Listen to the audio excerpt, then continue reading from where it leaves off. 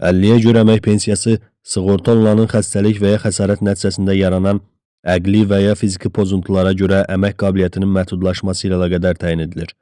Orqanizm funksiyalarının pozulması faizi, əlilliyin səbəbləri və müddəti müvafiq icra hakimiyyəti orqanı tərəfindən qanunvericiliyə uyğun olaraq müəyyən olunur.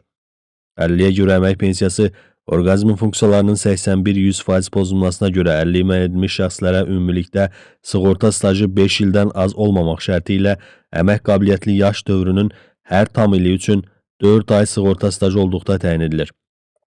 Orqanizmin funksiyalarının 31-80% pozulmasına görə 50 müəyyən edilmiş şəxslərə 50-yə görə əmək pensiyası fərdi hesabın sığorta hissəsində qeydə alınmış pensiya kapitalı əmək pensiyasının minimum məbləğindən az olmayan pensiya təminatına imkan verməsi şərti ilə bu maddədə göstərilən sığorta stajı olduqda təyin edilir.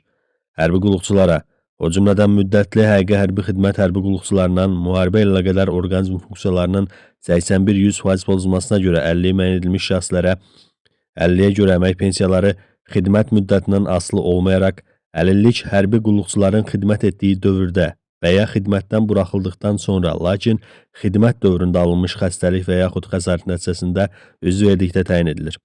50-yə görə əmək pensiyalarının sığorta hissəsinin məbləği aşağıdakı düsturla müəyyən edilir. SH bərabərdir PSK bölünsün TXK. Burada SH 50-yə görə əmək pensiyasının sığorta hissəsidir. PSK sığorta olunanın fərdi hesabının sığorta hissəsində 50-yə görə əmək pensiyasının təyin olunduğu tarixə qeydə alınmış pensiya kapitalıdır. T. Gözlənilən pensiya ödənişi müddətinin aylarının sayıdır. K. Sığorta davamiyyəti əmsalıdır. Sığorta davamiyyəti əmsalı 50-yə görə əmək pensiyası üçün tələb olunan sığorta stajı aylarının 200-ə olan nisbəti şəklində müəyyənləşdirilir. Şəxsin 50-yə görə pensiyası hüququ yaranmadıqda qanunvericiliklə nəzərdə tutulmuş hallarda sosial müavinət almaq hüququ vardır.